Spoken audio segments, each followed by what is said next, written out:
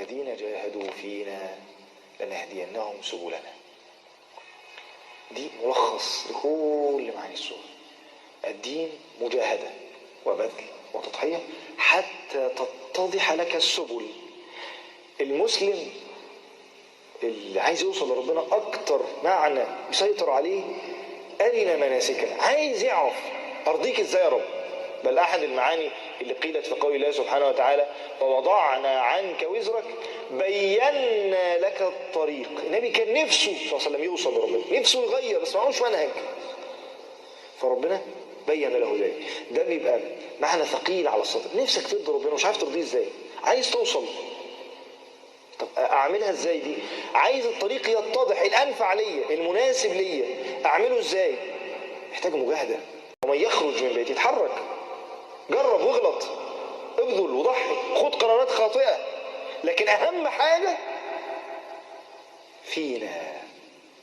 دي اللي تضبط الوجهه، دي اللي بتجلب المعيه، دي اللي بتبين وتوضح الرؤيه، دي الكلمه دي اللي تجلب السكينه، دي اللي بتعطيك الزاد، دي اللي تخليك تستمر، دي اللي تخليك لا تندم على تضحيتك. فينا، مش ترجع حاجه اديتها ربنا. يبقى والذين جاهدوا، صيغه المفاعله دي بذل وتضحيه يعني، وجاب اخره في المجاهده. والذين جاهدوا، لكن مش اي مجاهده، فينا دي للاسف كتير مننا بتسقط منه في منتصف الطريق. بيبدا يشتغل في الدعوه وبعدين ينسى، تلاقيه رايح يدي الدرس وناسي هو جاي الدرس ليه. هو بس عشان عنده درس وخلاص، ولا عشان يعمل حاجه فيديو لايف وخلاص، ولا هو بينزل الجمعيه الخيريه عشان هو مطالب انه ينزل يودي الاكل للاسره وخلاص، ولا هو عنده درس اسبوعي فرايحه وخلاص. بينسى يجدد النوايا.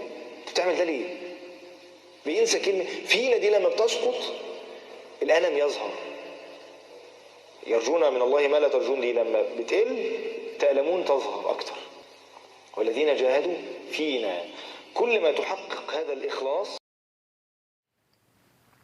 وصلت كوباية الشاي، نظبط بقى الكادر. انا بتكلم الفلوج ده هو فلوج Q&A، اول Q&A على القناة. انا الفترة دي حاسس ان انا مشتت، تايه، عارف لو انت عايز تعمل كذا حاجة بس مش عارف تبدأ منين. اللي هو انت مثلا عايز اظبط علاقتي بربنا سبحانه وتعالى وابقى عبد صالح كويس واقرب من ربنا اكتر، بس في نفس الوقت عايز اكون مش مقصر في دراستي، وان انا اصلا لو احتسبت ان هي في دراستي فدي عباده. فانت ممكن ازاي ان انت تحافظ على الصلوات والاذكار والورد وتطلب علم شرعي، وفي نفس الوقت ان انت مش مقصر في مذاكرتك وتذاكر والدنيا تمام وفل، ان انت تجيب التقدير اللي انت محتاجه. ازاي توازن ما بين ده وده، مع بجانب ان انت ممكن تعمل حاجات تانية. انت عايز تعمل حاجات تانية، في افكار كتير قوي في دماغي، زي اقول طب الحاجه دي ممكن ناجلها للاجازه، طب الحاجه اللي هو انت هتقعد تاجل ده كل الاجازه، فتيجي الاجازه مش هتلحق تعمل ده ولا ده ولا ده ولا ده. انا عايز ابقى عبد صالح، عايز ابقى ابن بار، عايز ابقى ولد كويس شاطر. هتعمل ده كله امتى؟ هتظبط ده كله امتى؟ اللي هو انا عايز ابقى كويس مع ابويا وامي، ايوه، امتى هتعمل ده؟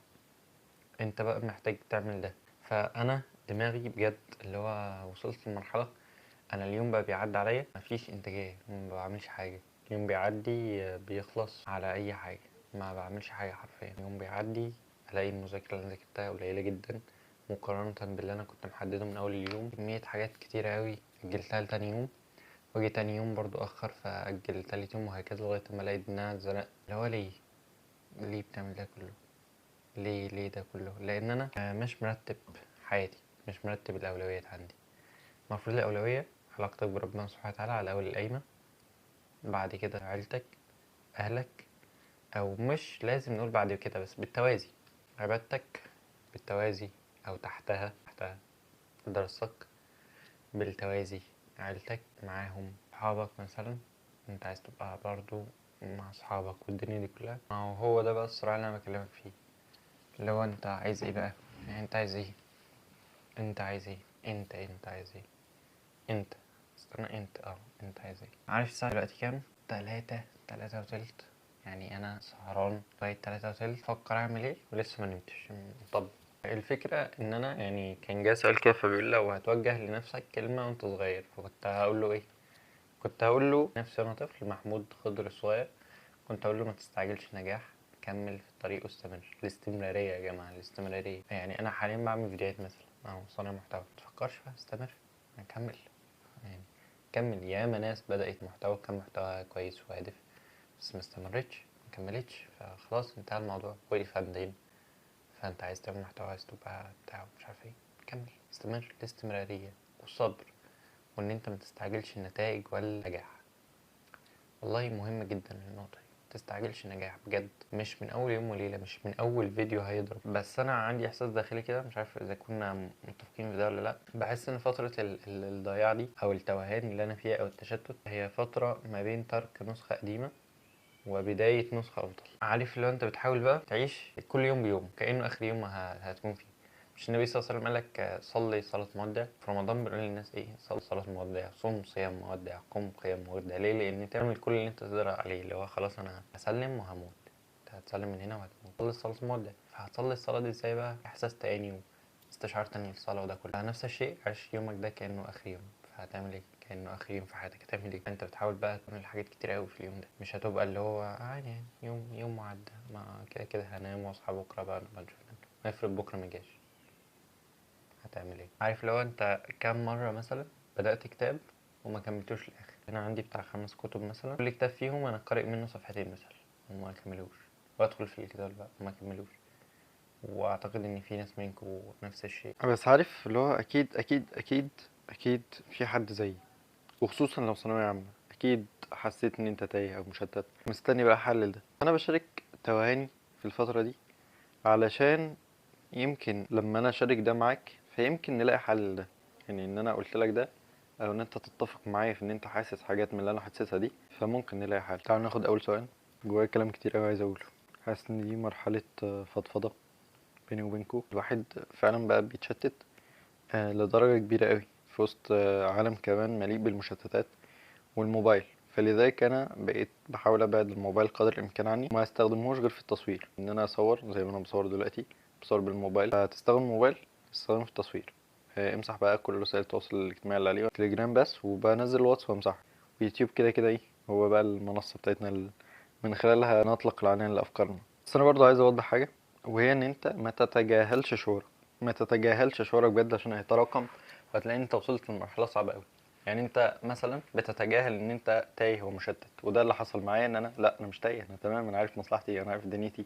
لا يا محمود، انت تايه ومشتت ومش عارف تبدا منين. اعترف بده عشان تبدا تحل.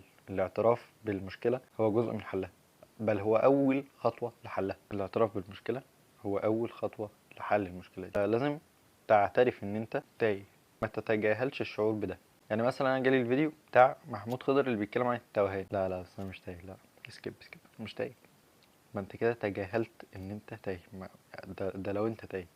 وحتى لو انت مش تايه فاتفرج عليا يا حبيبي، اتفرج عليا، هزر طبعا. وخلي بالك برضو من الحاجات اللي ممكن تخلينا انا وانت نكمل، هي قصة الانضباط. الوقت اللي انا مش حاسس ان انا قادر اكمل فيه هو اكتر وقت انت لازم تكمل فيه. وفي النهاية يعني الحتة دي اللي بيخرجنا منها هو برضو جملة اللي اعتدنا ان احنا نقولها: ظننا بالله انه لن يضيعنا. يعني برضو لازم نحط حتة ان انت ترمي حمولك على ربنا سبحانه وتعالى. رب انا تايه ومشتت، عني يا رب واخرجني من حولي لحولك ومن عزمي لعزمك. لازم برضو نستشعر الحتة دي. خلينا ناخد الاسئلة بتاعتكم علشان يبقى ننهي بقى الفلوج ده، ونبدأ بأول سؤال. بيقول: تعريف عن نفسك للناس الجديدة زي: إنسان مسلم عربي شغوف بيحاول أن يترك أثر، إنسان بسيط جدا. طيب تعالى، هل حضرتك كان عندك إحساس إنك هتجيب مجموع، وهل كنت مقرر لو نجحت تعمل قناة يوتيوب، ولا جت صدفة؟ دايما بقول جملة وهي: ظننا بالله إنه لن يضيعنا. فأنا كان عندي إحساس إن أنا ربنا هيكرمني بقى، يعني ما كنتش بفكر في المجموع. كنت مقرر لو نجحت تعمل قناة يوتيوب، ولا جت صدفة؟ لا، أنا بعمل محتوى من قبل كده يعني. ممكن نبقى نتكلم عن الموضوع ده بقى في فلوج تاني او حاجه. جات لي الفرصه اكتر ان انا اعمل محتوى بعد ثانويه عامه، بعد ما خلصت ثانويه عامه وكده. فجات لي الفرصه ان انا يعني الجامعه شويه مديانا وقت. طبعا هو مفيش وقت بصراحه، بس انت بتحاول ان انت توازن ما بين الدراسه والجامعه. فبدا يبان عندي شويه وقت كده، بدات اعمل فيهم المحتوى: ازاي نستعد نفسيا لثالثه ثانوي. وبنعمل سلسله فيديوهات بلاي ليست كامله لثالثه ثانوي، مش كدراسه ولكن كازاي تستعد للسنه وده كله، عشان تكون مرجع لكل طلاب ثانويه عامه في السنوات القادمه ان شاء الله. دي حاجه من الافكار اللي في دماغي، اللي عايز اعملها، واللي انا كنت محتاجها، واللي بتمنى ان انا اوفرها للسنوات الثانويه العامه كلها اللي جايه باذن الله تعالى. طيب اخر سؤال معانا بيقول لك: لو انا في اخر فتره والحمد لله مخلص منهج، بس مثلا مراكم فرعي في كذا ماده وعايز اراجع، اتعامل ازاي؟ تبدا بالاولويه. لو انت مثلا الفرع اللي انت مراكمه ده مثلا فصل تالت في الفيزياء، فلازم تبدا بيه وتخلصه، لان ده فصل بيجي عليه اسئله كتيره جدا ومهمه جدا، لكن لو فصل في الاخر فمش عادي منهجك مثلا، وبعد كده هات الفصل اللي في الاخر ده هاته معاك بقى. فيعني اولويه. وشوف الفيديوهات اللي احنا عملناها مع دكتور عمر، هتلاقينا اتكلمنا عن ده باستفاضه، والفيديوهات طويله لان احنا حاولنا ان احنا نغطي كل النقط اللي ممكن تشغلك والاسئله اللي بتيجي في بالك ايه. بس يعني بتمنى ان احنا نكون قدرنا نتكلم عن موضوع الفلوج، وقدرنا ان احنا نرد على بعض اسئلتكم. ان شاء الله الاسئله اللي مش هنقدر نجاوب عليها النهارده، فاحنا الفلوج ال15، الفلوج ال20 هنرد على اسئلتكم، الفلوج ال25 هنرد على اسئلتكم.